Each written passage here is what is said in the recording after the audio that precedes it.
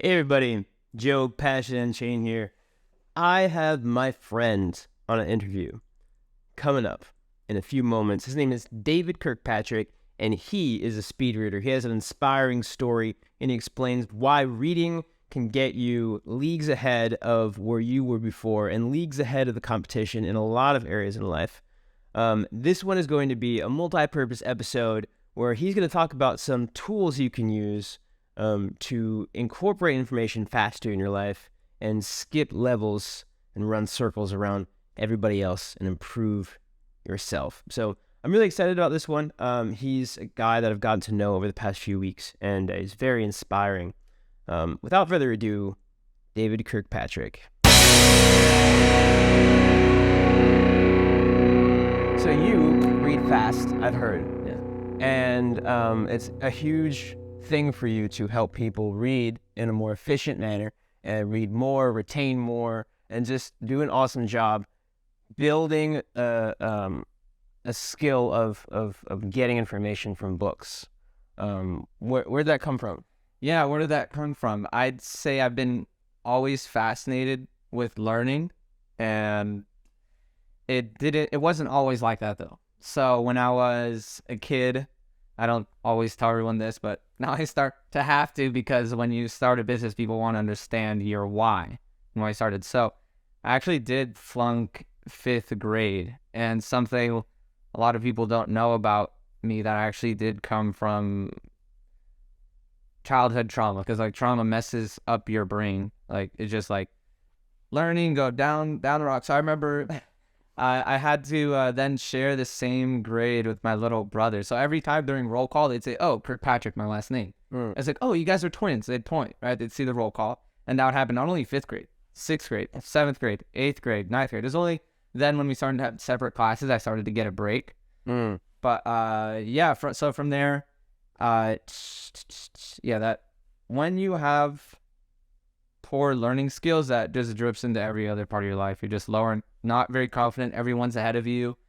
I remember when the teacher said, "Everyone get it?" And they say, "Yes." I'm like, "No," but I just raised my hand. So I did eventually become a tutor, actually. And it was really nice for me because I was helping people that struggled with learning. It was actually a specific program for people that have had trouble with learning all their life. And there were other tutors as well, but they never had that struggle. So I'd actually see students that wouldn't raise their hand. They needed help, but they wouldn't raise their hand.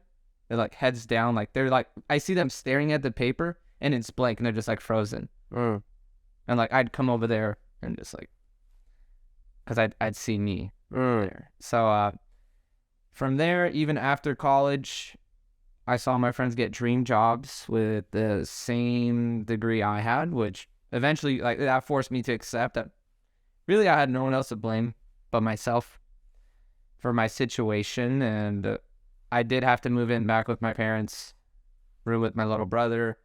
And that was, man, that took, that was like a year and a half of just, I can't say that all the time I was like going to interviews, because sometimes I wouldn't even get them for a long time. But I did have a friend give me 2 books that changed my life, changed my mindset. And then from there, that it wasn't really the information, as much the information, but it was more just the courage, like reading these stories of other people that took action, and they weren't necessarily hyper intelligent. They're just, it's really like the taking action. It's taking action, the courage. And now what I do is I help CEOs, entrepreneurs, business owners make up for lost time by reading and retaining faster, building that confidence. And I am possibly moving to helping some companies now as well. Nice. Yeah. So you had a few setbacks in life that put you in some situations that were embarrassing and that made you feel like you were left behind, like you weren't as smart as other people. And so eventually you got to a place where you're like, enough is enough. I'm done with this. I need to figure out how to catch up and get to where I feel like I should be. Yeah. I would say a big thing that really helped me was hard work and really consistency. I remember in college, when I placed into college, before I placed into college, so high school, graduate, smoke a bunch of weed all throughout summer, and then my friends mentioned that they're doing community college. I was like, oh shit, that should probably be something I do. So last minute, I go to the placement test, but my mindset was really poor. So I'm doing the placement test, but I start like not being able to answer anything. Like those drugs messed up my mind to the point where I couldn't even answer these questions that I used to know. I was like, dude, 5-6 months ago, I used to know this, but now I don't. And I was just mad. I remember during that placement test, bombed like everything, remedial everything. That's not a joke. That did set me back a year and a half. I remember like looking at all the classes I'd have to take, and my mind was like, my memory was so poor and bad that I remember being in the kitchen, like my dad would tell me to do something, and then 7 seconds later I'd come back like, wait, Dad, what did you want me to do? And he turned around, I was like, dude, how much fucking weed are you smoking? And I never told him that I smoked, that I did, and I like had hid that very well, that part of my life. But yeah, so that was just that part of. So there's an additional aspect to it where you were just like, after high school, you're like, I don't feel like maybe you didn't feel like you deserved like to be in college because you were behind, or there's some sense of you that you're just like, I'm done. I was just not a forward thinker. I wasn't even thinking about the future or anything. Yeah, while everyone was thinking about college, I just was like, that's going to cost my family so much money, I don't even want to consider it. Right. I'm going to adjust the mic real quick. Yeah, go ahead. Audio's still good for what we got. I just want to get it even better. Cool. Now it is closer to you. I also want to make sure it doesn't block you in the... This will be fine. If we do this, we'll cut this out too. And this is... I'm just going to check the mic, the thing, just to make sure it's not blocking your face. Oh yeah, no, that's perfect. I am going to adjust it slightly though.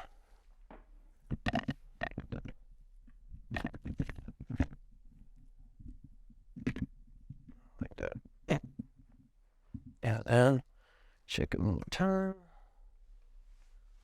Yeah, cool. All right, and we're back.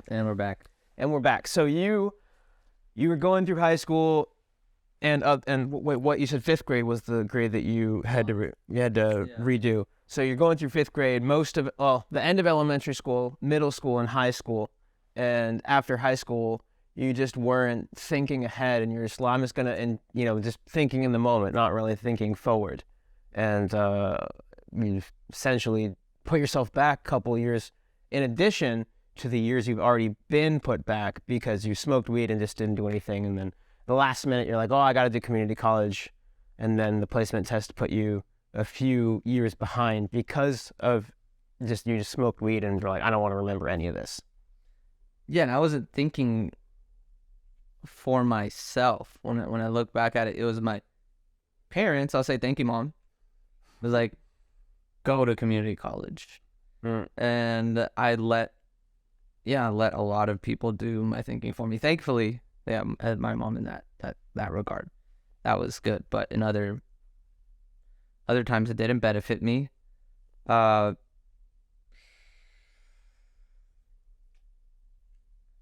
that's what I have to say about that. It makes sense that you'd want to catch up. What was the moment? I don't know if it was a moment or if it was more gradual, where you switched from like, I don't want to think about the future to like, oh shit, like let me figure out how to catch up. You said there was the 2 books your friend gave you, right? Yeah.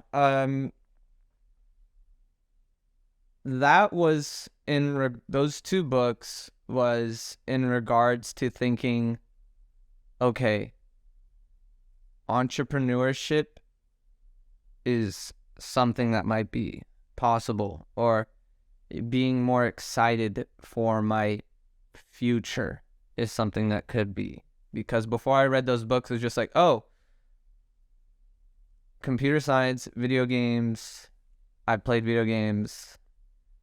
Making them apparently pays okay money. It's actually like video game industry is known for not paying people as well as just a normal software engineer.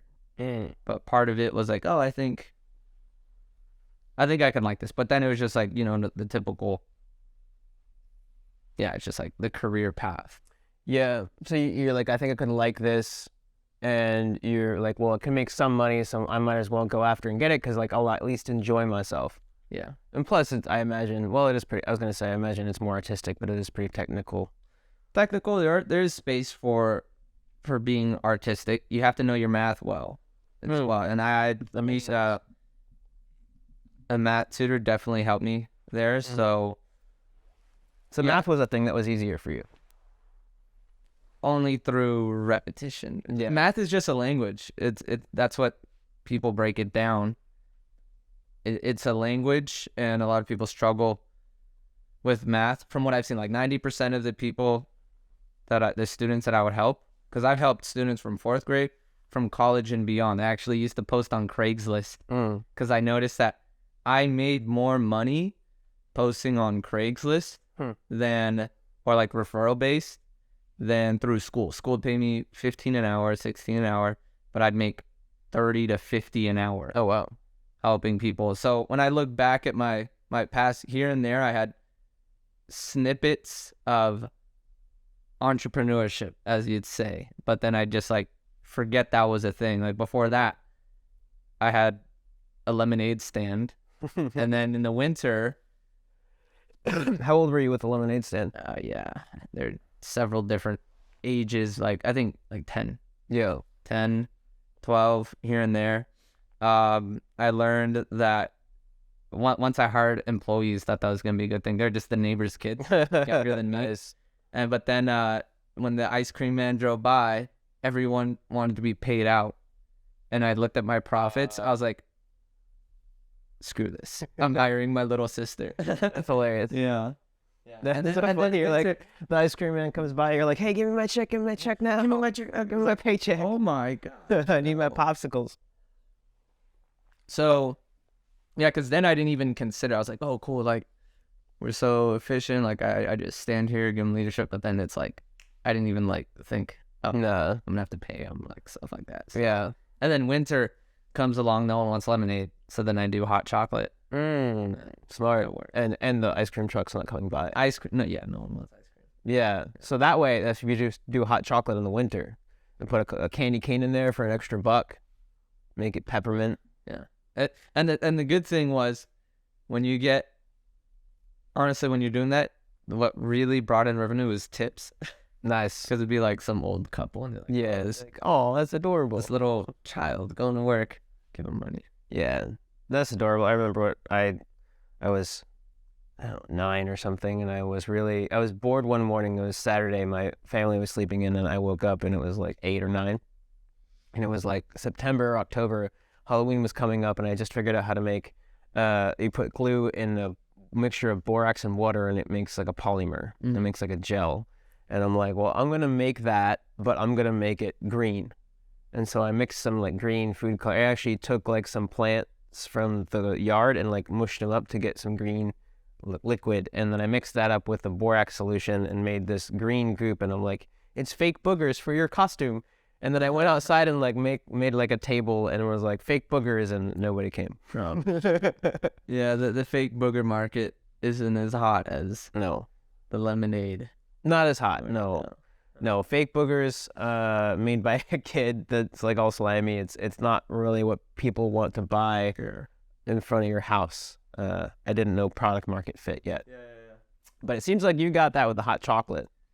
Yeah, and I actually lived in different houses, so I noticed. So one of them was in suburbs, right? So not as many people drive around, but another street, there's just they're like walking maybe. Way more people. Or one time we had my sister get a gorilla outfit.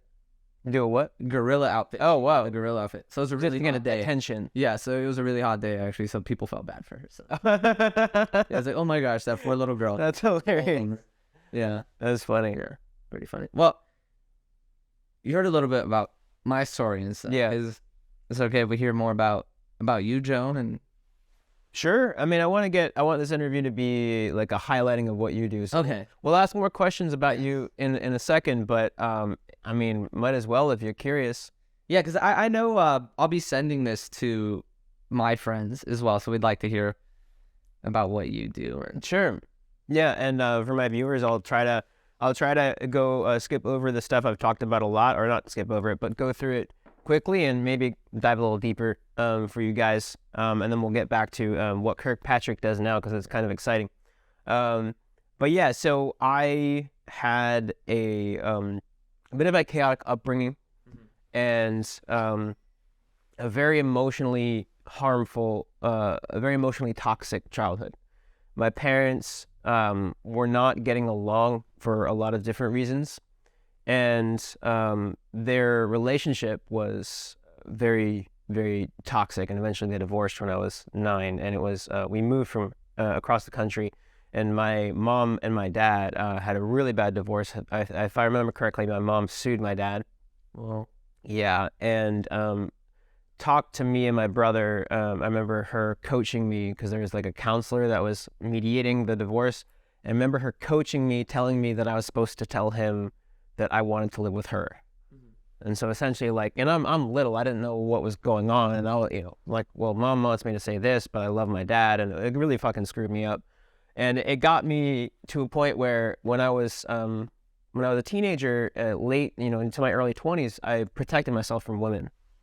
And I did not know how to go after girls because subconsciously I was sabotaging every chance I got, because in my mind, subconsciously, the thing that drove my behavior was women are dangerous, because my dad had his issues too, but it was more of a passive thing with my dad. With my mom, it was an active gaslighting and manipulation. And I knew that was bad. I didn't know how to protect myself from it, so I just didn't let myself get any girls. And looking back on it, I'm like, I had a lot of opportunities that I didn't see at all because I wouldn't let myself see it. And eventually, I did some therapy, and eventually I got over my issues enough that I was like, well, now I feel like I can actually get girls now. Like, I don't feel like I have to look at them as dangerous, but I didn't know what the hell to do. So I dove deep into a bunch of different things. Some of the stuff that I dove into the pickup artist community, which I don't like for a lot of reasons I can go into in other videos. But I dove into some ineffective stuff, some stuff that was effective but kind of manipulative, and I couldn't really sit with myself at the end of the day. And I eventually found a way to be really successful with girls from a place of authenticity. And a big part of that was me working on my dating profile photos and working on my profile, and I started to get a passion for building a life that I loved from the ground up. That was custom. That wasn't didn't have to copy my dad. I didn't like where he was and where he is currently. I'm like, I don't want to be where he is. I didn't like who my mom was. She has a lot of success, and she's in a place where, like, I might want some of the things that she has, but I don't want to be who she is. And so I'm like, I can't copy them, so I kind of had to create my own path. And then especially with my love life, I'm like, well, I couldn't fucking copy my parents. That was horrible. So I'm like, well, I got to create my own life. And working on my dating profile photos was something that was huge for me, game changer. And then I eventually started working with other people. I was doing it with a friend. Me and him would go out and we'd take photos of each other, and we would help each other out. And then eventually people would, as we were taking photos with my equipment, somebody would come up and be like, how much do you charge?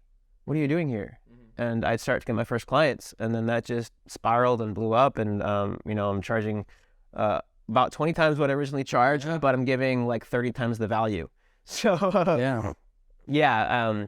And so I'm at a point where there's a big need. There's a big need because guys are flying you out. So yes, there's a big problem. It's not just photos, right? Because I personally, had photos taken, but it's much more than that. Like, photos is just like a piece of the puzzle. It's huge, man. I mean, it's not just photos. Like, I have a lot of digital extras that I like. One of the big things that clients like that I created, because people would keep asking about it, is I created a wardrobe checklist. It's essentially a shopping list. I call it my easy peasy wardrobe checklist. I want to change my name. That's very corny. But it's included with all my photo shoots, and it's a checklist that I developed with my friend who's a professional men's stylist. And not only is he a professional men's stylist, he actually helps guys specifically improve their fashion for their dating lives to attract women specifically. And I developed this. Yeah, it's exactly what it's perfect. He's a great connection to have. And we developed this shopping list together. It's like, get this kind of shirt at this place. It's like down to the model number of what kind of shirts you should get and what kind of colors you should get. And there's also some leeway if you want to put your personality in there as well. And that's included with all my photo shoots. So it's not just photo shoots. It's like, well, I want to help you prepare as well. And I'm available over text to all my clients as they prepare for the photo shoot. But yeah, man, I mean, that's where I'm at. And then it's also been a journey with entrepreneurship, because I've been an entrepreneur since I was like a baby, essentially. I would take sugar, put red food coloring in it, and be like, here, mommy, here's my new like red food coloring sugar, red colored sugar. And she's like, oh, that's sweet, honey. Here's a quarter. And I'm like, yeah. And so like I would do that since when I was a baby, essentially. And so, but finally, recently, I've actually been able to pay my bills and more with my business, which is like, that's been my goal for almost a decade. Yeah. So I'm curious about your journey with entrepreneurship. You said you had a couple of forays into entrepreneurship here and there, and then eventually you're like, because I know what you do now. I mean, explain it to the camera or to people. Yeah. So what I do now is I help entrepreneurs, CEOs, and companies read and retain faster, get knowledge faster, because the best competitive advantage you could have is learning faster. It's like so many new skills we will need to acquire, especially in 2023. And what I'd say is what got me into entrepreneurship, like you said, is those two books. And I'll tell you what those two books were that my friend gave. Yeah, it was just, and they're pretty bread and butter. It's Rich Dad, Poor Dad, and Think and Grow Rich. So all I've known in school was my time for a paycheck, not all these other quadrants that we hear about, right? And being here in Austin, I meet people that are in these different quadrants, right? So from there, so once I did finally get that, could you explain a little bit about the quadrants? Oh, the quadrants. Yeah. So briefly, it's like employee, there's self-employed, there's, I believe, investor, and then I think business owner, if I remember correctly, that Robert Kiyosaki mentions. I read the book. I just want to catch people up to speed. Yeah, exactly. And then, so that's about that first book. And then the second book, Think and Grow Rich, Napoleon Hill, I think it was in 1920s, for 30 plus years, studied the most wealthy individuals. And there was actually a lot of controversy around that book because the wealthy individuals didn't want their secrets shared. So it might have been Henry Ford that was frustrated with Napoleon Hill putting that book out. So apparently there's some stuff that's left out that they wanted, but there's still so much to learn from that book. I read that. And being just the fact that it got people, like the fact that it was controversial and the fact that somebody thought it was important enough to intimidate an author into leaving stuff out tells you how valuable the stuff that is still left in. Because like Napoleon Hill's not going to, he might like appease some people to a bit, but he's not going to back down and make it useless. You know, he's not going to be like, well, Henry Ford's trying to intimidate me, but I'm just going to back down and make my book useless. No, he's still going to make it useful. It's like that. I think that proves how powerful that book is. What do those books show you? Those books show me a real, so big mindset change from Rich Dad, Poor Dad, because what's in that title, of course, it's like the people around you can influence you pretty well with their mindset. And then second, Think and Grow Rich just gave me a lot of structure. It was like, oh, here are the 30 main causes of failure. And I was reading through, I was like, oh, that's me. That's me. It was very interactive. It helped me build out a written plan. There's something like that book called A Definite Plan. It talks about reprogramming your subconscious mind, which you talk about. But yeah, those two books. And then from there, a handful of books that I read helped me just be better at negotiation, getting the double the salary that I was initially going to go for. So book helped you double your salary? Several books. Several books. Yeah, like How to Win Friends and Influence People was one of them, because it's about people. It's also about communication. When you hop on that call, that interview, it's not just the algorithms that you know, because I was an engineer. Yeah. And then another book, Ask the Headhunter, really helped me navigate the finding a job space. Right. So those are a couple. After 1.5 years, I finally did get that dream job that I wanted, that I was really excited about. Really cool company, cool culture. And once I got that job, though, because those books reframed my mind, I saw past the job. I saw the job. Robert Kiyosaki mentioned that every job is just a tool to acquire new skills. You want to skill stack. Alex Hormozi talks about that as well. And from there, I made a promise to myself that, okay, David, at a minimum, you're going to read a book a week, because I want to work on my dreams, because books made me see farther past the job before. If I didn't touch those and I got the job, if I didn't touch those books and I got the job, I would have never told myself, read a book a week on business books. And I personally was pretty slow reader. I was reading probably 4 to 5 hours a day. I sacrificed a lot. I used to go out and DJ a lot in San Francisco as well. Just go out and hang out with friends. I kind of just ended that. My friends were like, David, you finally got the job. Let's go celebrate on the weekend. So I was like, I see nothing to celebrate about. It's like, because that's not your end goal. You didn't want to just get stuck on the job. You wanted to build a life you love. You wanted to go past that and actually go further and build what you wanted. Yeah, my father, I look up to my father quite a bit, and I would hear him mention time and time again about trying to do something on my own, because he worked for I think he's worked for the same company 30 years, and I personally don't see them paying as much as he should be paid, but politics get in the way of him getting the raise. And I was like, wow, well, I'd like to give myself a raise at some point.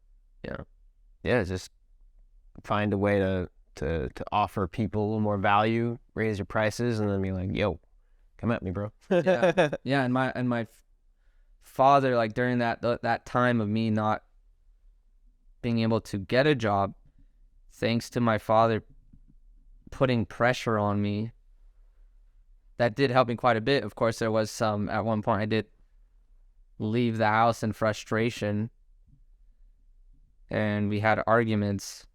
You've got little baby birds in the nest, and sometimes a little shove is going to help them to learn how to fly, even if you fall.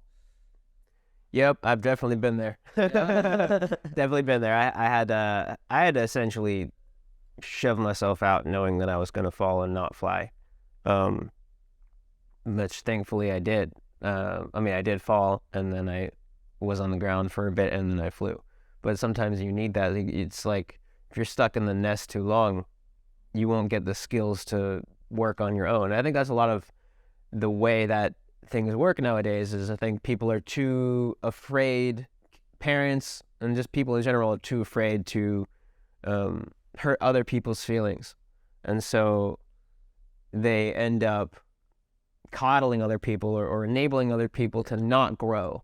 And there needs to be a little attention. I'm not saying be an asshole, but I think it's important to hold yourself and other people responsible for their own lives. Yeah, I think nowadays there's too many opportunities to stay complacent because other people will support you in that for the most part.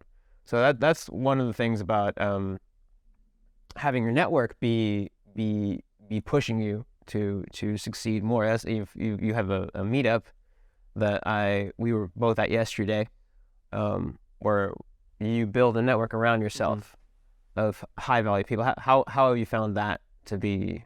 How have you found that to affect you?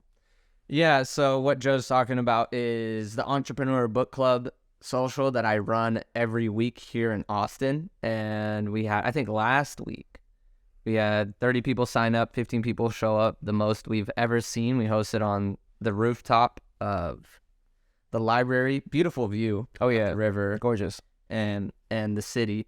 So why did I want to start this in the first place? I'm pretty new to town. I mean, I've had family here that I'd visit throughout, but no other entrepreneurs, and I know how important it is to be able to talk to people, like meeting cool people like Joe. So starting the club, I just wanted a space to be able to talk to people about books, because how many people think of a book that changed your life, and now think of the next 10 to 100 people that you're going to meet in the next several months or something. How many of those people have read that book that changed your life? So like $100 million offers right here. How many people are you going to meet? So I just wanted a condensed location to meet people that have read books like these, that have helped grow their business, change their life, change their mind. Awesome book. I actually looked on Facebook. His wife came in my You Might Know people, Layla. I think. Yeah. And we had 6 mutual friends. I'm not going to add her. I don't know her. I'm sure she gets people trying to add her all the time. And then I'm like, well, what about Alex? Like, let me see how many mutual friends we have. We have 3 mutual friends. And I'm like, okay. It still would be weird for me to add them because we don't know each other. Who are those 3 people, right? You talk to them. Yeah, so 3 people that I added from entrepreneur groups here and there. So people I don't really know too well, but I've had like maybe like, oh, cool, you're in a group, awesome, and then that was about it.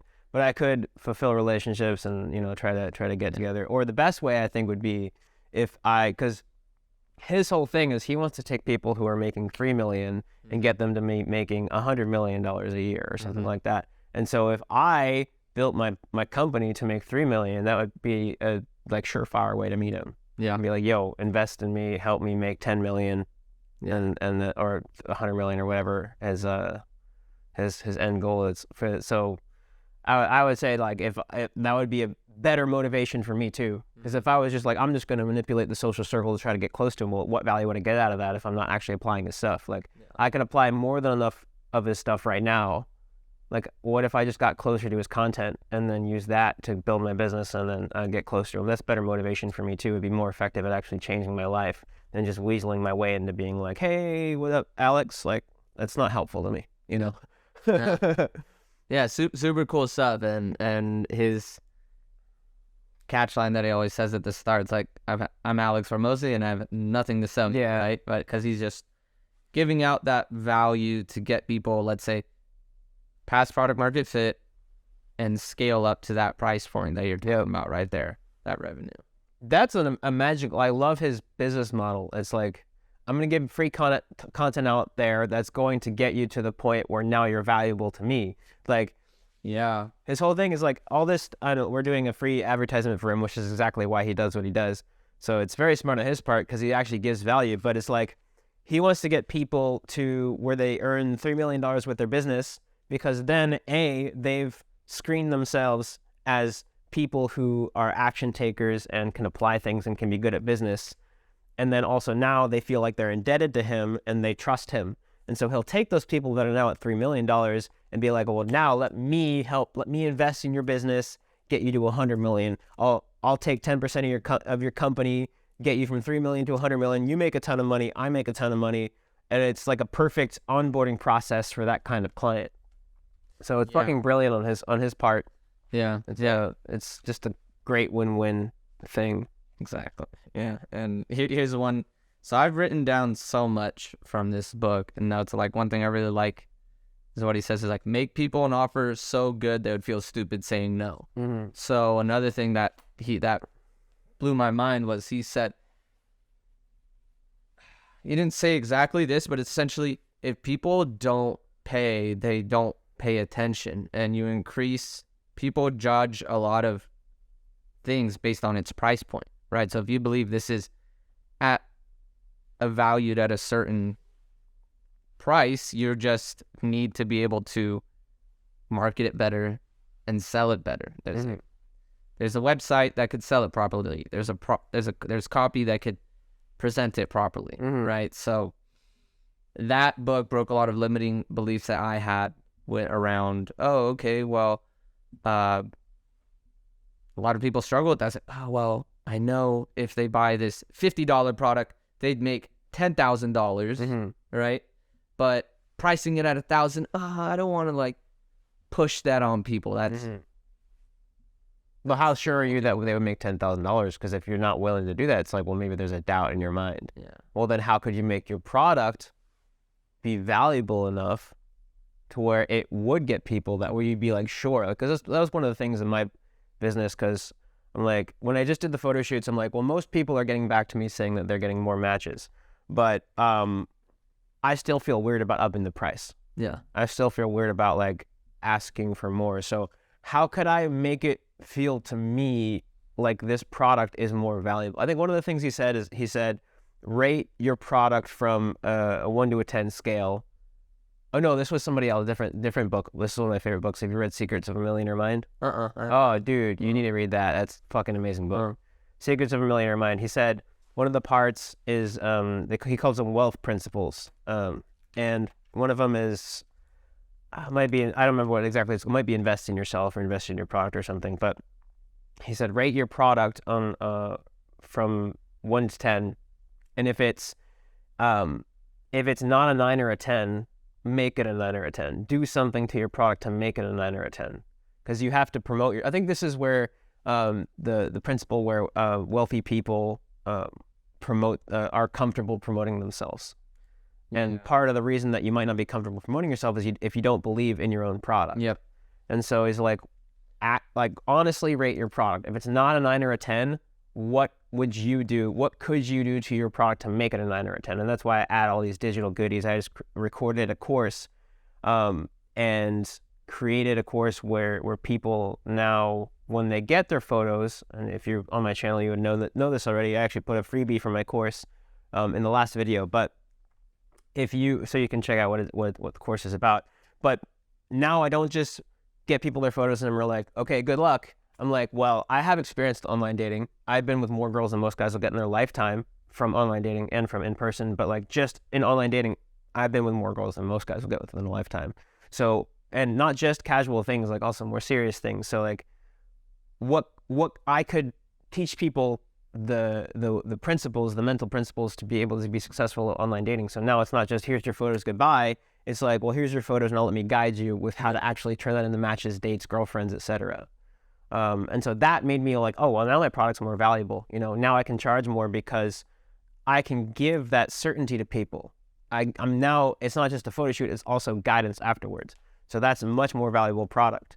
And that was a thing that I love about that book. And when they hand you that money, they pay you that money, that's in their mind, they've sold themselves, and now they're going to put they put the financial investment, they put the in their mind the cost fallacy. Yeah.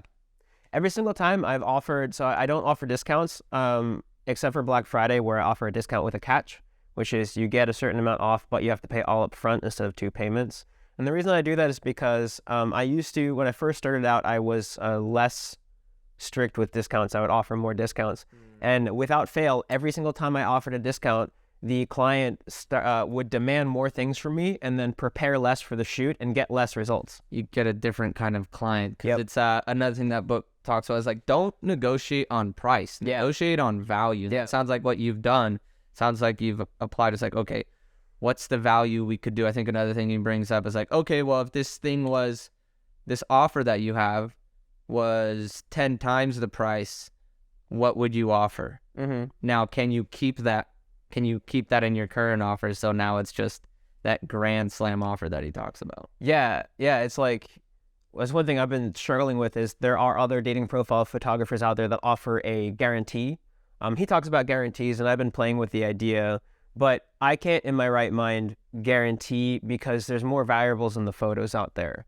But then when I was thinking about like, what if I could offer this huge package where it wouldn't just be a photo shoot, it would be like I do whatever it takes, like multiple photo shoots, like coaching, like whatever it takes I do to get you your matches. And that would be like maybe within 3 months. And that means that like if I have to do a photo shoot every week for 3 months, if I have to go on a coaching call with you for 3 months, what would that look like? Obviously I would get them the results. Like how could I not? But then it's like what amount would I have to charge to make myself excited to help somebody like that? And so that would be like, I don't know, 25,000 minimum, if not 50. Like I don't know how much I would charge for that. And that might be a thing that I offer at one point. I'll probably offer it for one person at a time just because it would be a lot of work. But like, that's the idea of like, well, if you want to change your life, then you need to charge a lot, because like 25,000 at this point in my life, like there'd be a time in my life where that's pennies, but at this point in my life, it would change my life. I would pay off like a ton of debt. Cool, awesome, great. But you also need to make sure it changes your client's life. So like, what would I have to do to change a client's life? Like, imagine a guy who's not getting any matches, not getting any dates. I would have to, like, what could I do to change their life? Well, I would give as much coaching as I need, as many photo shoots as I need, and then like essentially just hold their hand, like motivate them to go to the gym, like sign them up with a personal trainer on my dime, or like on their dime, but like, you know, through that, what would get them hooked up with my style consultant friend. It's like, what could I do? What would be like if money was no issue and I was super motivated, what would I do? And that would be it. And so I might create an offer that includes all those things. But anyway, we're getting off track, but not really, because we're talking about a book that is offering a lot of value. Yeah. And this is a book that has offered you a lot of value. And this is the magic of like books like these books. Yeah. And one thing I would say, if that one book could change your life, think of how many other books are out there. Or if you're listening in the audience, if you could, this is a question my friend asked us yesterday. If you could write a book that could change someone's life, what would you write about? Now ask yourself, what knowledge in your head could change someone's life, save them 5 years, save a relationship? Now, could you put that knowledge on a piece of paper, write it, put it in a book, and now it exists, it transcends time? Okay, so one thing that Elon Musk brings up is that just verbal communication, he mentions that it's pretty inefficient. But if I write it down, Jordan Peterson mentions this, that you could read it and reread it and go deeper and deeper. The problem with audiobooks is that the pro of audiobooks is that you don't have to focus as much. There's less learning styles involved. So there's the kinesthetic part of a book is that it's physical. So there's a reason Bill Gates reads 50 books a year. He doesn't listen to 50 books a year. I personally love audiobooks though, especially in the car. You're not going to do a book in the car. So for monotonous tasks, let's say you're doing the dishes, you're doing that. But when it's a deep dive for something really important, such as, let's say, building an offer, the physical one really helps. And you also write notes on your books a lot as well. Yeah, I write notes on my books, a video summary, and there are things called mind maps. You do a video summary, like you record a summary. Yeah, for yourself. Yeah, so you can so if you recall it, and you could be like, and that. So what's the science behind that, or what's the purpose? Yeah, the science behind it is that. So one, if you can't communicate it, do you really have the knowledge? It's sitting in there. And the next thing, so I just read a memory book. I don't know where it is, but one of the best forms of, what do you call it? One of the best forms of, the funny, right? You can't remember the memory book. It's somewhere there. Actually, there's just so many books. I don't blame you. I just so the memory book mentions, so like there's all this highlighting. Have you ever done, like, you've highlighted so many things, so like, I don't feel like this is really helping, but actually verbalizing it, that's actually one of the best forms of recall of all this, like the notes, the highlighting, all those things. Verbal recall is one of the best recall. And for the people I work with, they really like that part. So I actually run a 6-week program. It's 6 books, 6 weeks. The requirement is I make you read those 6 books, because what one of my clients mentioned, he said he felt like he time traveled, because for him to do 6 books regularly is 6 months, or not even that, because he wasn't reading a book a month. Or some of the books, so he's into startups. He finished these textbook-sized books, 400 pages, on startups, like big technical information. He's scaling a startup right now. And those books have been sitting on his shelf for years. But now he went through the program, he went through them all, and he said, David, I'm not going to join the next one, but I'm going to join the next one after that again, because this information now is helping this business that I'm trying to scale get to where it needs to be. Nice. So, and another guy that I helped, he's in sales, cold call. And I think, he read 7 books, 6 weeks, and he's getting more booked appointments from me. He wanted to only focus on sales books. So that makes me happy hearing that it's kind of, this boot camp is getting these guys to read more and take more action. That's a big part of it, because why it's a waste of 4 hours to read and take no action, really. Yeah, that's the magic of it. It's not just reading the books. Although some books are mindset books where just having information, just having it affect your mindset will be beneficial. Like the Secrets of a Millionaire Mind. There are action things to do in the book, but just having that information itself will change your life. Then there's all other books like $100 Million Offers. If you just read that, it'll give you some benefit, but if you read it and actually take action, that's how it's supposed to be used. Yeah. So that's another thing that so we did a session last week, about a week and a day ago. Mm-hmm. No, a week ago. I think it was literally last month. Oh, wow. Nice. Yeah. And I am reading faster now. There's a book I'm reading right now. And I'm noticed, even after just one session, I'm like, well, I'm reading faster and I'm retaining more of it. Mm-hmm. So you don't have to give away your secrets, but what are some of the things that somebody could do right now to read a little faster, retain a little more? Yeah, I mean, I don't mind giving it away. I really don't mind giving it away, because if you're listening to this, good job on you, because you're going to get this for free. So what I tell people is the first 3... So actually Jim Quick, who's a brain coach, who celebrities and world leaders actually pay him hundreds of thousands of dollars to learn how to master their mind, how to learn faster, how to read faster, how to have a better memory, because there's no knowledge without memory. So really important. So good last name for a dude that does memory stuff. Yeah, exactly. So I learned the 3 I's from him. So one is inspiration. So when you're really excited to read, have you ever read a book where it was just so good you flipped through it and you finished it really fast? Yeah. Right? And several, yeah. Yeah. But then have you ever picked up a book that just wasn't really? Yeah. So it's but some of us will force ourselves to read through it, but it's just slow. So you're inspired, you're excited. So then the next step is the information, choosing the right information. And third step is implementation. So the actual tips you do, I don't know if people could see this far from here, but some things I shared with Joe here is that simple tips would be using your hand to actually go left to right. And then from there is consuming not just word for word, but looking at phrases of words, because our brain is good at ideas, processing ideas, not abstract words like the and this. So the big red dog, if you flash that on a screen, actually on a text, you'd actually be able to process 4 words all at once. So what are the origins of speed reading? They first came around, actually the Royal Air Force had a problem with their pilots. They weren't seeing the enemy fast enough. It was taking several seconds, which was, now you're dead.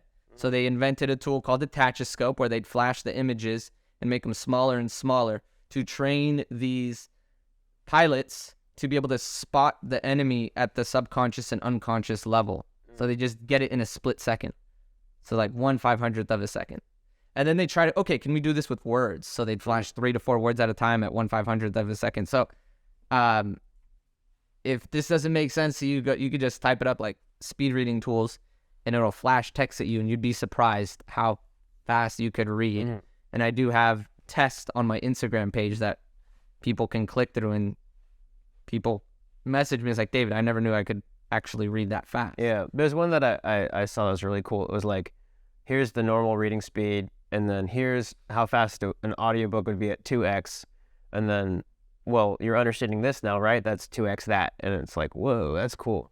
I like that. Yeah, because this is the thing. If you believe that you can think faster, then you could speak faster, which a lot of us can. That's why we find books boring, because we go through it and we're reading slower than we could think, right? If you ever it's dude, I could just think so fast. This is just this is so painful. That's why books aren't enjoyable for most people. So but what if you could read as fast as you could think? And that's what I teach people to do. So one of the clients that I worked with, he was reading. So audiobook is what I'd say is at 150 words per minute. And audiobook at 2 times speed is 300 words per minute. You can get up to, a Forbes magazine article showed that like these professors and high-level executives could read around 500 to 675 plus. So look at that. That's 2. We got up to 600 in that 1 hour, I think. Yeah. Like around 600. Yeah. And when you taught me the thing, you're like, well, how many words is that? And then it's like, whoa. Yeah. Yeah. Yeah. So it is possible. I know it sounds crazy. So for some people that I talk to, they can't even stomach audio at 2 times speed. But if you just observe your thoughts, I forgot how many thoughts we have every day. I think somebody said 10,000. I don't know how they measure that. Yeah, I don't know how they measure it either.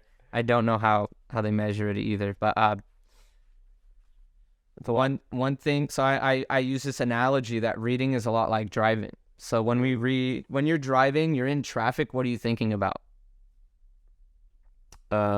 Thinking about what I did earlier. I'm thinking about what I have to do. I'm thinking about how angry I am at the traffic and why this fucker is trying to get in, and I need to make sure he doesn't get in to my lane because I want to go forward and I want to get there fast. Then I'm not really thinking about what I'm doing. Yeah, and we're not thinking about driving. That's the big thing, right? Because there's just not that much information being fed to our brain. So then now you're driving. Let's say you're driving fast, you're on the freeway or you're in the hills, you're turning hard. Yep. Are you thinking about something else? No. There have been times where I'm going really fast, or maybe the road is a little slick or something, where I'm like, I am not thinking about anything else whatsoever. Yeah, you're like, almost it's like you're in a flow state. Yep. Right? Because there's so much information being fed to your brain. People equate our brain to this supercomputer that when we do feed it a lot of information, it's just excited, it's focused. So what they've seen is that those who read faster have better comprehension, focus, and retention. Because you're almost experiencing the book like a movie, like as you would a movie. Just information being fed to you.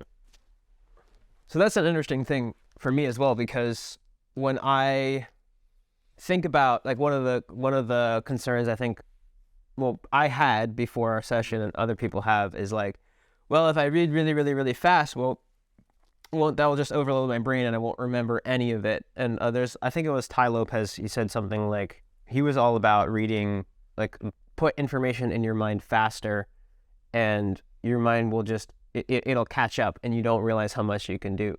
And that's one thing I noticed when I put more information in my mind. I thought, not just with books, but like with courses and videos, is like I would think that my mind, like if you were to ask me beforehand, like how much do you think you'll retain? I'd be like, oh, I'll retain less because like I have a limited amount of space and I put stuff in there. But like your analogy where it's like, well, in traffic, you're not really paying attention to it and you might think you can't handle any more because your mind is doing all these things and you're like, well, you can't give me more because I'm already doing all these things, I can't do more. But it's like, well, you're just narrowing your focus and now it's like your capacity for driving is like this and you're only using this, so your mind's using this other capacity to do other things. But you have all this capacity you just don't know about. Absolutely. You're spot on. And one thing I'd mention is how rare is focus nowadays. We see notifications here. We see multiple tabs open. So reading a book is almost checking out of what some people call the Matrix in a way. Because it's like, I've built video games and we make them very addictive. We make them very addictive. But a book is just kind of plain. It's almost a dopamine detox in a way. So they've seen the benefits of reading, like reading off of paper. Neuroscientist Andrew Huberman breaks this down, is that they've seen boosted comprehension and retention. Really cool guy. Boosted comprehension and retention off of paper, right? So if you ever, like, I would do this if you are having trouble being excited to read. Go for a 20-minute walk or jog, work out, then go pick up a book. With the cardio app. With the cardio app, yeah.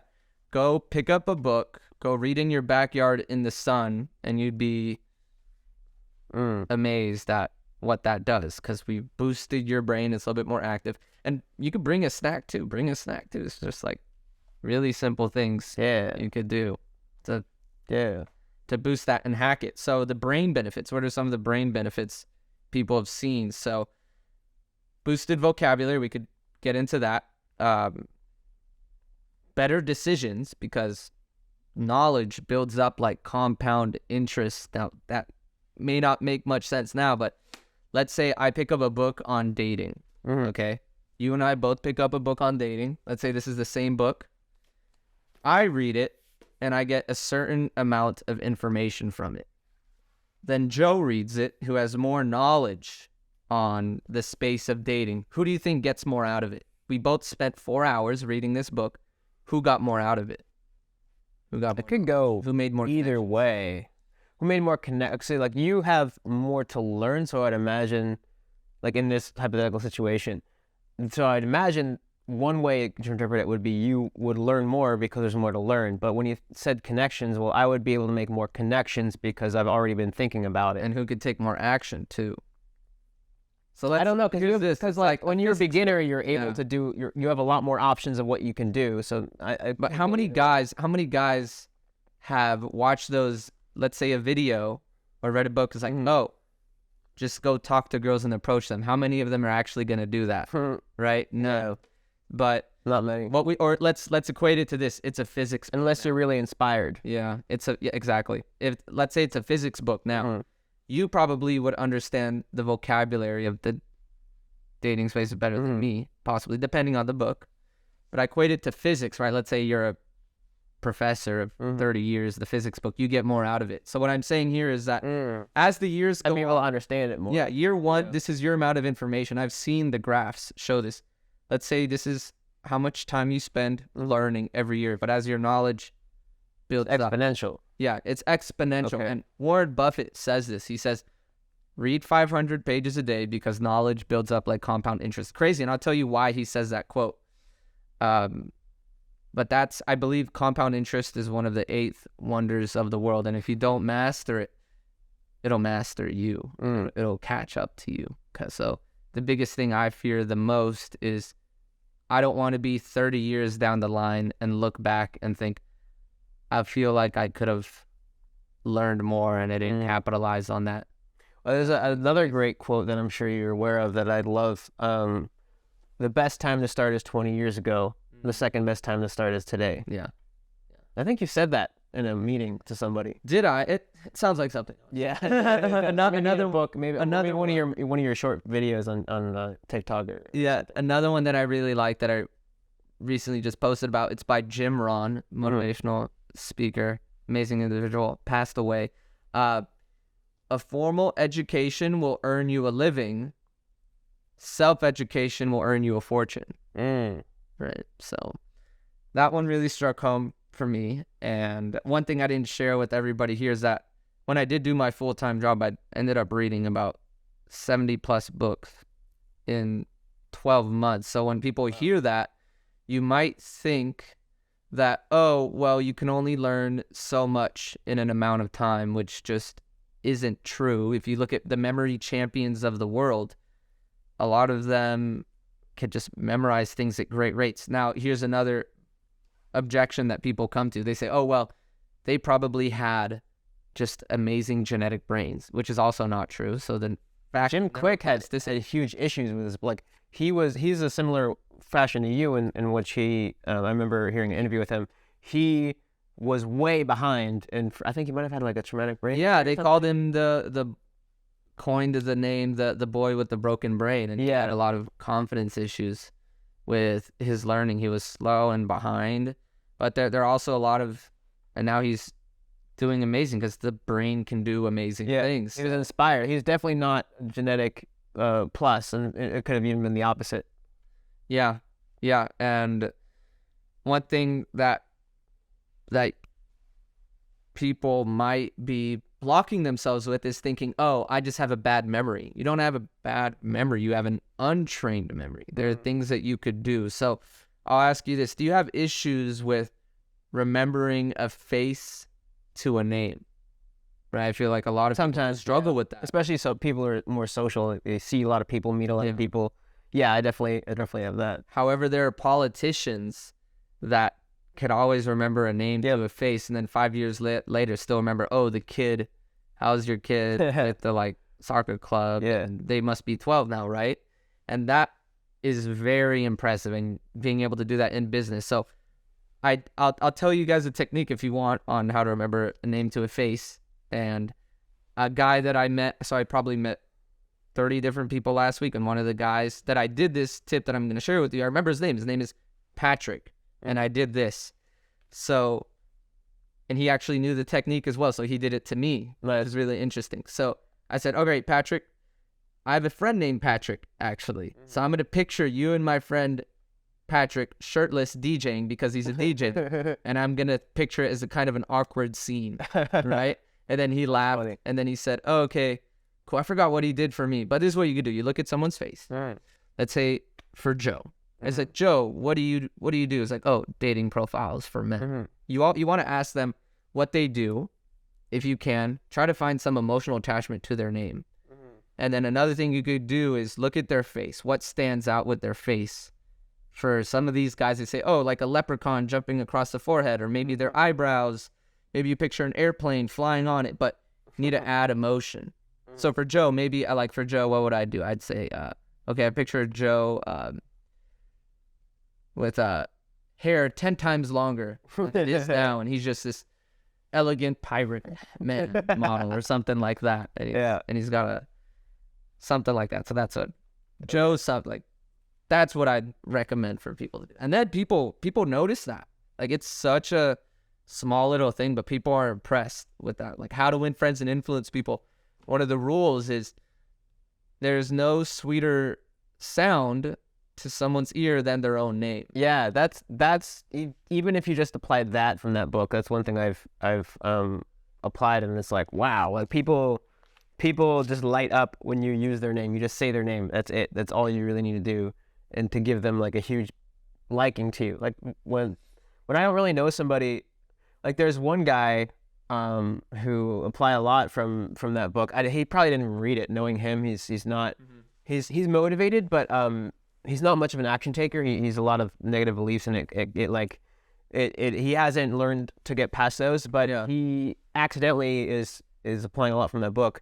Is at an event every month called Drinking Click, and what Drinking Click is where photographers and models get together and they drink and they take photos of each other just for fun. No money's exchanging hands. It's just exciting and a fun time to socialize and network and do what we do best. And I actually go as a model because I have too many clients to be able to want to have to edit a bunch more photos, and so I focus on my editing skills or some of my modeling skills. But he was there, and the first time we met, not only did he remember my name, but he just acted like he was my friend. Like, and I didn't know him, and I was kind of a little bit like, at first it was like, what? I don't know you. But he was joking with me, like playing with me, like, punching my shoulder, like in a fun way. And I'm like, oh, I guess we're friends now. And so like I'm like, okay, cool. I guess you're my friend. And it was just him like putting himself in the position of my friend. And I'm like, okay, cool. That was, so that's like some things you can get from books that I've gotten.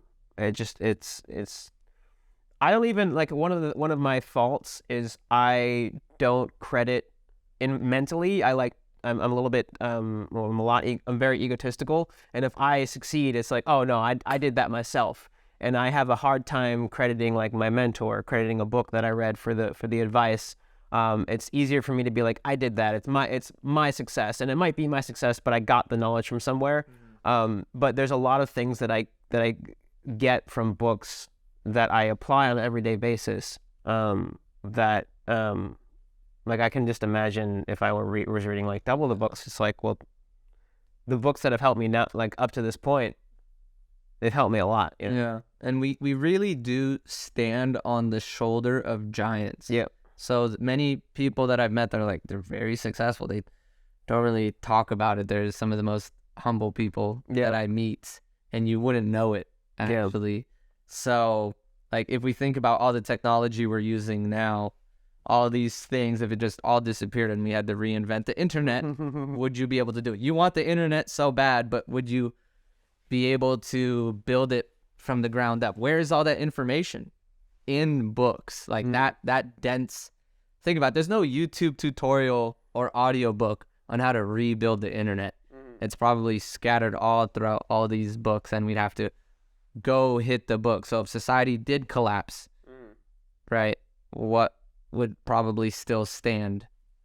These paper books, right? So that's the thing that I think about as well. It's if I have my kids, I'll have my kids. I don't have any kids now, but my kids' I want them to be able to read and learn from me in some capacity. But if it's on some YouTube playlist or something, I don't even know if YouTube will exist, or if I don't want to depend on it getting lost in the internet. But I have some book, it's sitting in the shelf, it's in their home or something.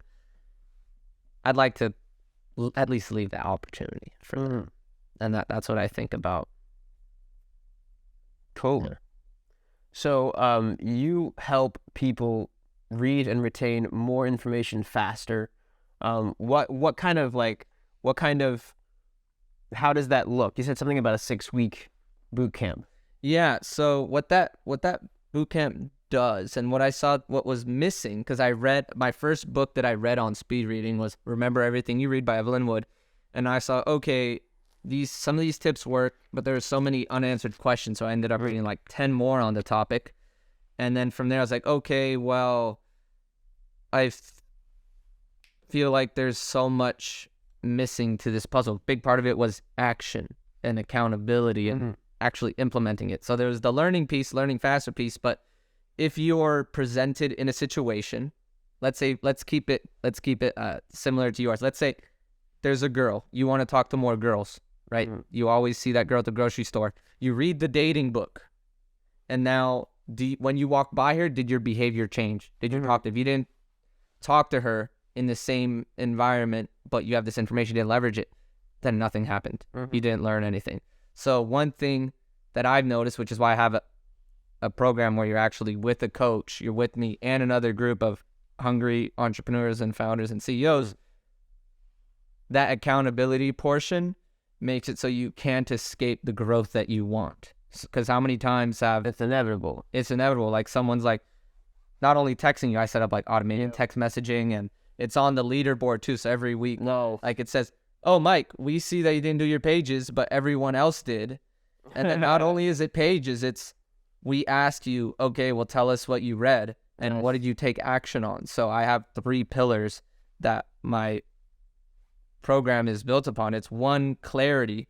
So if you put in the time to reflect on yourself, and they either do it on their own or with me, the next 6 books that would maybe generate more leads for your business, help you get better at sales, help you get better at marketing, maybe you want to lose weight, maybe you want to become more spiritual, those 6 books, that excitement. And then second step is performance. So not only do I put you through like an intense program that makes you strain your reading, because a lot of us read comfortably, but when does the comfort zone ever get us to where we want to be? So I make them get uncomfortable with their reading regimen, and then also sprinkle in their performance hacks, their brain hacks, to unlock parts of their mind to just consume information. And then also part of that is peripheral vision training as well, so they could get more in less time. So now if you think, I can't really train my eyes to get more information, well, look at sports vision training.